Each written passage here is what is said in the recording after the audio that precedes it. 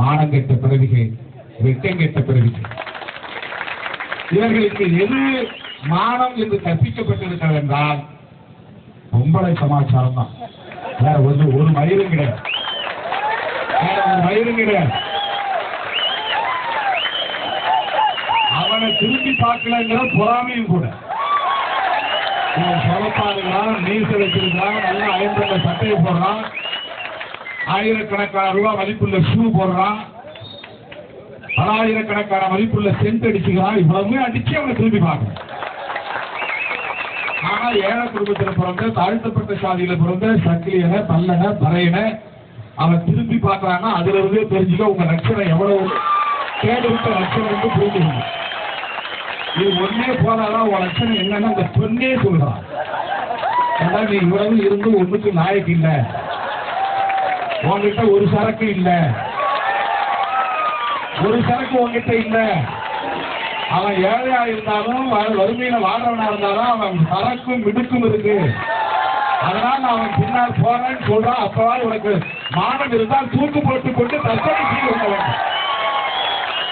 இவன் என்ன பண்றான், நீ அங்க போய் 10 மாசம் படிச்சிருந்தாலும் பரவாயில்ல, வா நான் தொடச்சு விட்டுக்கிறேன், கை விட்டுக்கிறேன், ஏன் கூட நீ வந்து குடும்பம் நடத்து. இவ்வளவு கேவலமான அருவருப்பான ஒரு அரசியலை செய்கிறார்கள் இந்த மானம் கெட்ட பிறகு. எங்க ஊர்ல நம்ம குடும்பத்தை எல்லாம் யாராவது ஒரு பொண்ணு விருப்பம் இல்லாத ஒருத்தவங்க ஓடிட்டா போய் கூப்பிட்டு பாப்பாங்க, ஏமா என்னப்பா இப்படி போற, நீ எத்தனை மாசம் உன்னை பெத்து வளர்த்தேன், என்ன பெத்தவனை மறந்துட்டா நீ அவனோட ஓடுற, பெத்தவனை வளர்த்தவனை தோல்ல தூக்கி போட்டு வளர்த்தனேன், நீ எப்படி எல்லாம் இருந்த, அப்படியெல்லாம் உனக்கு கழுவி விட்டனேன், மூக்க சிந்து விட்டனேன், உனக்கு பாவாடை கட்டி விட்டனேன், உனக்கு கால் கொலுசு வாங்கி கொடுத்தனேன், உனக்கு மூக்குத்தி வாங்கி கொடுத்தனேன், திருவிழாவோட தோல்ல தூக்கிட்டு போய் எல்லாத்தையும் காட்டி அழகு காட்டுறேன், இப்படிப்பட்ட என்ன மறந்துட்டு இன்னைக்கு வந்ததால ஓடலையே நியாயமா அப்படின்னு கெஞ்சி கேட்பாங்க. அவன் சொல்லுவா, இல்ல இல்ல என்ன நம்பி வந்துட்டானே, நான் அவனை விட்டுட்டுலாம் வர முடியாது, ஒத்துக்கிட்டா நான் உங்களோட சேர்ந்து இருக்கிறேன், இல்லைன்னா நான் அவனோட போறேன் அப்படின்னு அவன் சொல்லுவான். ஏன்னா அவன் காதல்ல வந்து வயப்பட்டிருக்கான்.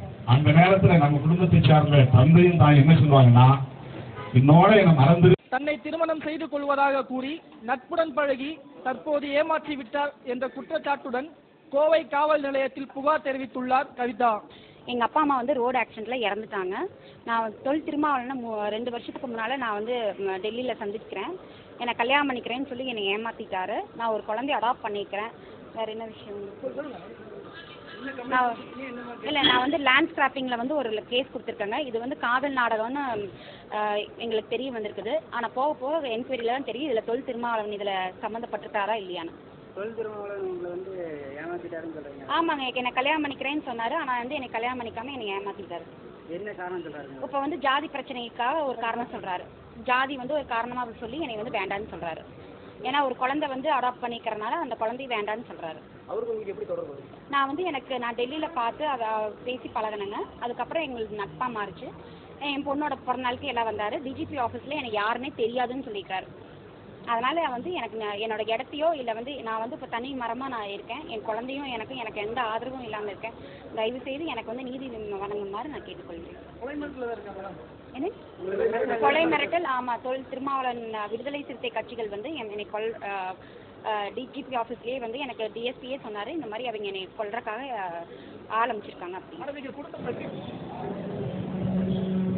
தனது குற்றச்சாட்டுக்கு ஆதாரமாக கவிதா திருமாவளவன் என்ற பெயரில் இருந்த தனது வங்கிக் கணக்கையும் தனது தத்து குழந்தையின் பிறந்த நாளின் போது மூவரும் எடுத்துக்கொண்ட புகைப்படத்தையும் ஆதாரமாக காட்டியுள்ளார் கவிதா.